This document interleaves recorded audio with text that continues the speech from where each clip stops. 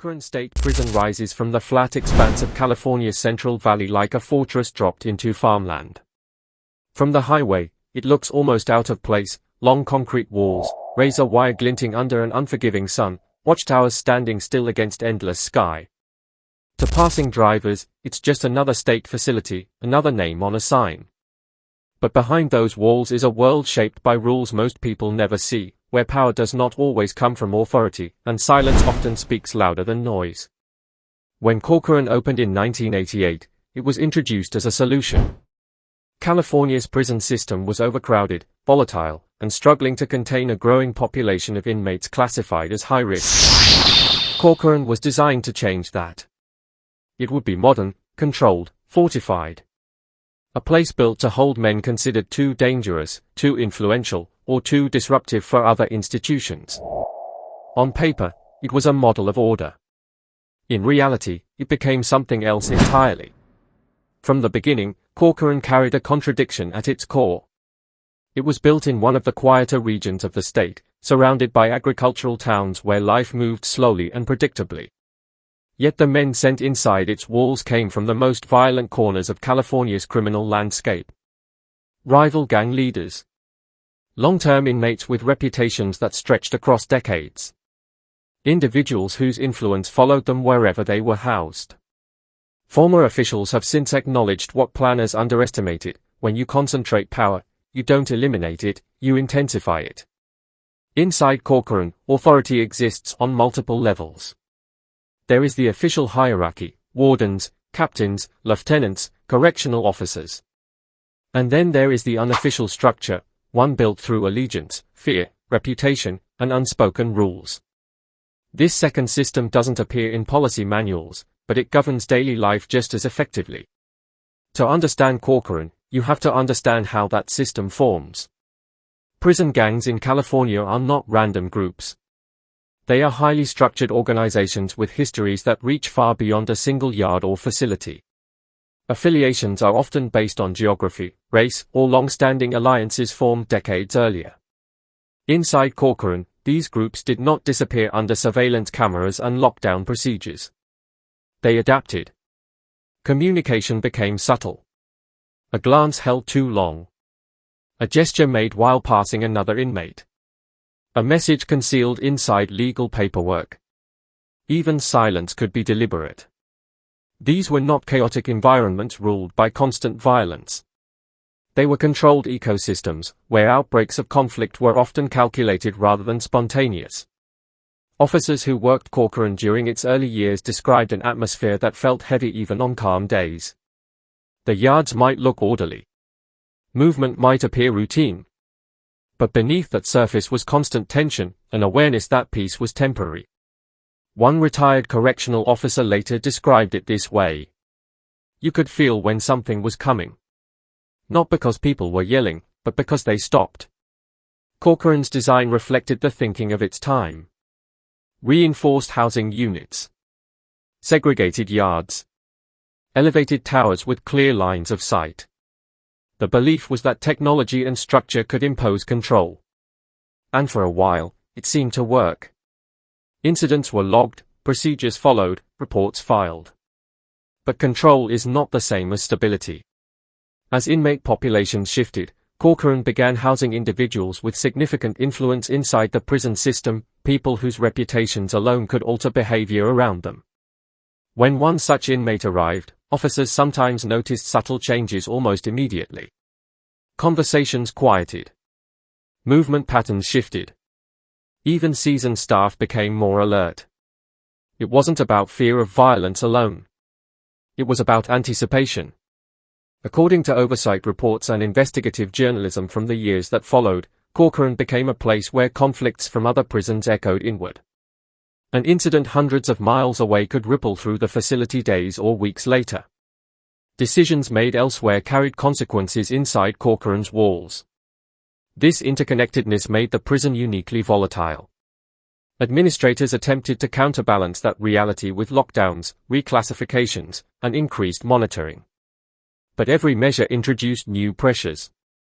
Lockdowns reduced movement but increased frustration. Segregation limited contact but intensified isolation. Over time, these measures hardened the environment rather than calming it. By the mid-1990s, Corcoran had developed a reputation within the system. Transfers into the prison were not taken lightly. Officers knew it as a place where mistakes carried consequences, where misreading a situation could escalate quickly, and where authority had to be exercised carefully. For inmates, Corcoran represented a proving ground. Survival depended on understanding the unspoken order. Knowing where to stand on the yard. When to speak. When to remain silent. Which alliances mattered, and which could turn dangerous overnight. For those without protection or clear affiliation, the prison could be especially unforgiving. Yet what made Corcoran most unsettling was not constant chaos, it was control exercised quietly. Investigative reports later noted that some of the most influential individuals inside the prison rarely raised their voices or participated directly in conflicts. Their power came from restraint. From being watched. From being understood. Decisions made without visible action often carried the greatest weight. This reality challenged the traditional image of prison violence. It wasn't always loud. It wasn't always immediate. Often, it unfolded through signals too subtle for outsiders to notice. By the time Corcoran entered the national conversation, through lawsuits, investigations, and media coverage, the prison had already undergone years of internal transformation. The groundwork for major incidents had been laid long before they reached headlines. What outsiders saw as sudden crises were, in many cases, the result of long-building pressures.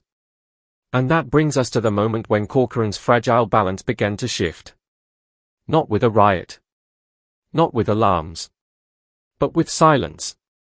A silence that settled into the prison in a way officers couldn't ignore. A silence that suggested coordination rather than calm.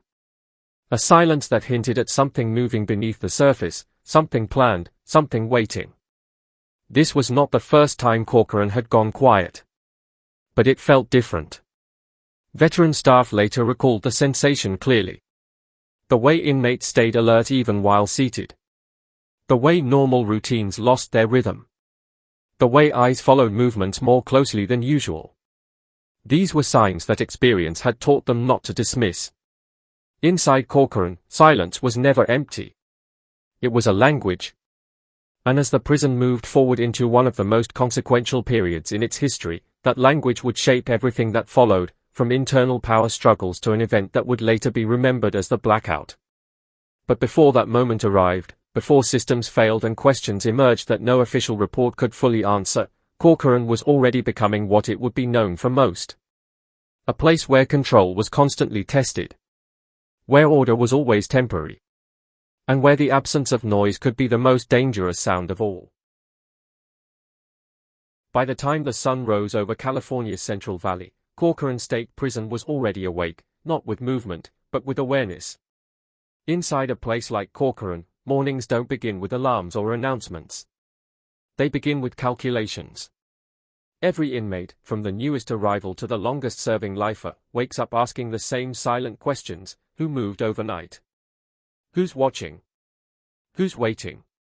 The yard was scheduled to open at 8:45 a.m. On paper, it was a routine release. In reality, it was a test. Correctional officers knew it. The inmates knew it. And the men who truly controlled the yard, the shot callers, had been preparing for it long before the first gate unlocked. Corcoran's yard wasn't divided by fences or paint lines. It was divided by understanding. Invisible borders ran across the concrete, separating affiliations, alliances, and enemies.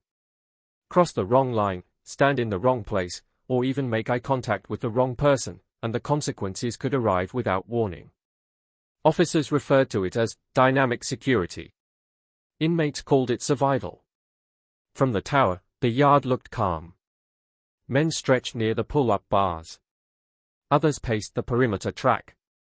A few clustered near the weight pile, pretending to focus on exercise while scanning everything around them. To an untrained eye, it looked like controlled recreation. But the tower officer noticed something off. The spacing was wrong. Groups weren't mixing the way they normally did. Movements were tighter, more deliberate. And there was an unusual stillness, the kind that officers learn to recognize as danger long before violence begins. Down on the yard, a man we'll call Alvarez stepped through the gate. He wasn't a leader. He wasn't a nobody either.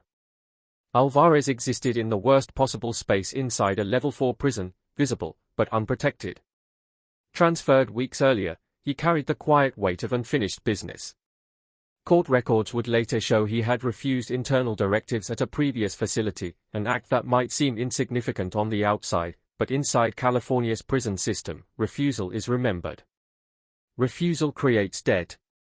As Alvarez moved toward the far edge of the yard, eyes followed him. Not openly. Not aggressively. Just enough to confirm his presence. Just enough to remind him that he was seen. Near the pull-up bars, a group of seasoned inmates stood apart. They didn't exercise. They didn't talk. They simply watched. Veteran officers knew men like them well.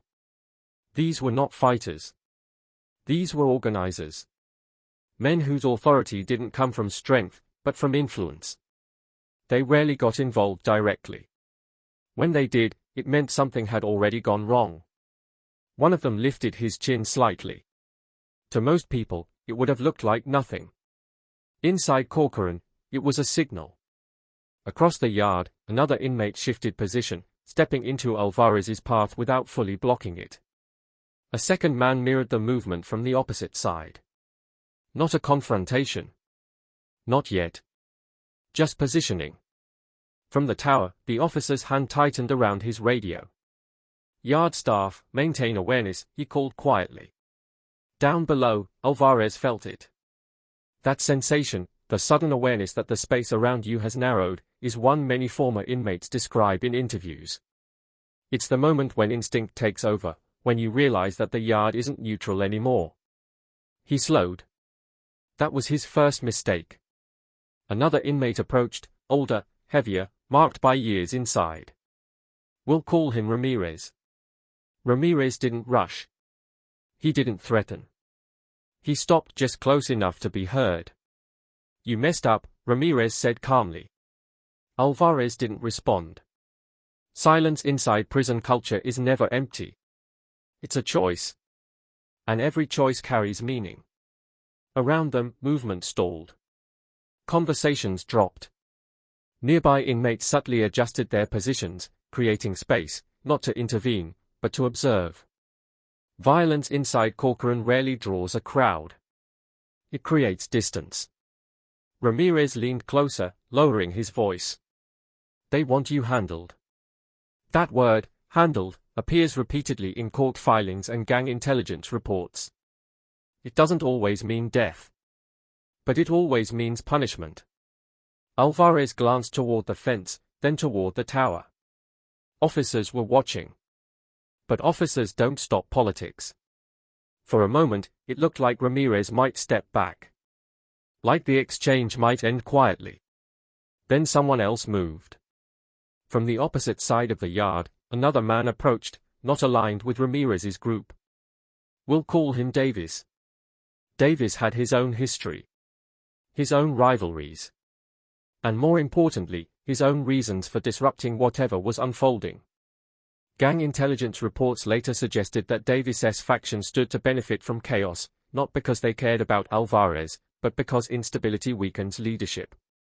Davis stopped just outside the circle. And in that moment, the yard shifted. Ramirez's posture changed. The observers near the pull-up bars leaned forward slightly. Alvarez felt the air tighten, like pressure building inside a sealed room. From the tower, the officer saw it clearly now. This wasn't an argument. This was alignment. The yard alarm hadn't sounded yet. No weapons were visible. No punches thrown. But every experienced officer knows that violence doesn't begin with action. It begins with positioning. Davis said something low. Ramirez responded without turning his head. And then someone moved too fast to stop. The first strike didn't come with a shout. It came with efficiency. A sudden step forward. A blow aimed not to injure, but to destabilize. Alvarez dropped to one knee, stunned more than hurt. The yard reacted instantly. Not into chaos, into motion. Men surged forward from multiple directions, not all toward the same target. Some moved to engage. Others moved to block. Some stepped back entirely, choosing survival over loyalty. The tower officer hit the alarm. The sound cut through the yard like a blade. "Get down! Get down!" officers shouted as they rushed toward the gates.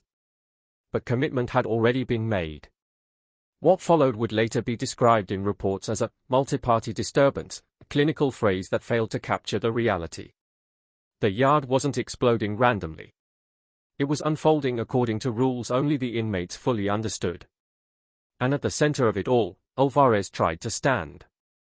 He didn't know yet that this moment, this single yard release, would ripple far beyond Corcoran's walls, triggering lockdowns, investigations, and the event that would later be known simply as the Blackout. Because inside Corcoran, nothing stays isolated. And once the yard chooses a side, the prison follows. By the time the lights went out inside Corcoran State Prison, the damage had already begun. The Blackout did not start with chaos. There were no screams, no alarms at first, no rush of boots or shouts over the radio. Instead, it arrived the way the most dangerous moments inside a prison often do, quietly, deliberately, and without warning. At exactly 8:41 p.m., Facility 4A went dark. Not flickering. Not dimming. Dark. For a fraction of a second, officers assumed it was a routine electrical hiccup, something that happened more often than administrators like to admit in an aging facility stretched beyond capacity. But as emergency lights failed to engage and control panels went blank, that assumption vanished. Inside Corcoran, darkness is not just an inconvenience. It is a threat. Facility 4A housed inmates the system considered too dangerous, too influential, or too uncontrollable for the general population. Men validated as high-ranking members of prison gangs. Lifers with decades of institutional experience. Strategists, not soldiers. The kind of inmates who understood that power didn't come from noise, it came from timing. And timing was everything. When the power cut out, cell doors remained locked. That was the first relief. But the cameras were down. The intercoms were dead. The electronic movement logs froze in place. For the first time in years, officers could not see what was happening inside one of California's most volatile housing units. They could only hear it. At first, there was nothing. No yelling. No banging. No threats hurled through steel doors. That silence unsettled veteran officers more than any riot ever had. Silence meant coordination. Silence meant control. One lieutenant later described it this way in an internal report: "It felt like the inmates knew something we didn't." Emergency protocols kicked in quickly, but not quickly enough. Backup generators failed to engage on the first cycle. Maintenance teams scrambled through darkened corridors with flashlights and radios that crackled in and out. Control booths were blind. Inside the cells, the inmates waited. According to multiple oversight reviews and staff testimony, the most disturbing part of the Blackout wasn't what happened, it was what didn't happen. No one tested the doors. No one shouted for help. No one tried to exploit the darkness. Instead, men sat on their bunks, faces turned toward the doors, listening. Because this Blackout wasn't an opportunity. It was a signal. Over the following minutes, officers began to notice patterns. Inmates positioned themselves at the back of their cells, out of flashlight range. Others stood perfectly still, hands visible, bodies relaxed. It was uniform behavior across rival factions that rarely agreed on anything. That alone raised alarms. In California's prison system, rival gangs do not act in unison unless something larger is at play. Coordination at that scale suggested advanced knowledge, or at least preparation. When power was partially restored 9 minutes later, the prison exhaled. But the fear didn't fade. It deepened. Investigators would later determine that the Blackout was caused by a cascading failure in an aging electrical system, exacerbated by deferred maintenance and outdated infrastructure. Officially, it was an accident. Unofficially, no one believed that explanation told the whole story. Because in the days that followed, Corcoran changed. Inmates who had been openly hostile toward one another suddenly avoided conflict. Yard movements became unnaturally orderly. Shot callers who typically communicated through intermediaries went silent. Requests for protective custody spiked, not from low-level inmates, but from men who rarely showed fear. Something had shifted. Institutional gang investigators began intercepting kites that referenced the dark and the pause. Language vague enough to deny meaning, but consistent enough to suggest shared understanding. One intercepted message contained just 5 words: they blinked. We saw. Administrators were rattled. Emergency audits were ordered. Infrastructure inspections accelerated. Backup systems were tested daily. The narrative pushed upward through the Department of Corrections was clear: the blackout was contained, resolved, and insignificant. But among staff, a different conclusion formed. The blackout had exposed a vulnerability. Not just in the electrical grid, but in the idea of control itself. For decades, Corcoran's reputation had been built on dominance. The message was simple: the system always sees, always hears, always responds. Cameras. Counts. Procedures. Force. That night, the system had gone blind. And the inmates noticed. One senior officer later told a journalist, "It wasn't the darkness that scared us. It was the restraint. They could have tested us. They didn't." That meant they were thinking. In the weeks after the blackout, disciplinary write-ups decreased. Violent incidents dropped. On paper, Corcoran looked calmer than it had in years. But calm inside a prison like Corcoran is never peace. It is preparation. Gang intelligence units began to suspect that the blackout had served as a proof of concept, a moment when rival groups realized the institution was not as invulnerable as it claimed. Not broken. Not weak. But human. And human systems can fail. Transfers were approved quietly. Certain inmates were moved under the guise of classification adjustments. Others disappeared into administrative segregation without explanation. Staff schedules were altered. Command staff rotated. The prison was stabilizing, but not healing. Because the blackout had done something irreversible. It had shifted the psychological balance. Inmates who once reacted to force began calculating around it. Officers who once relied on visibility began questioning blind spots. Trust eroded in both directions.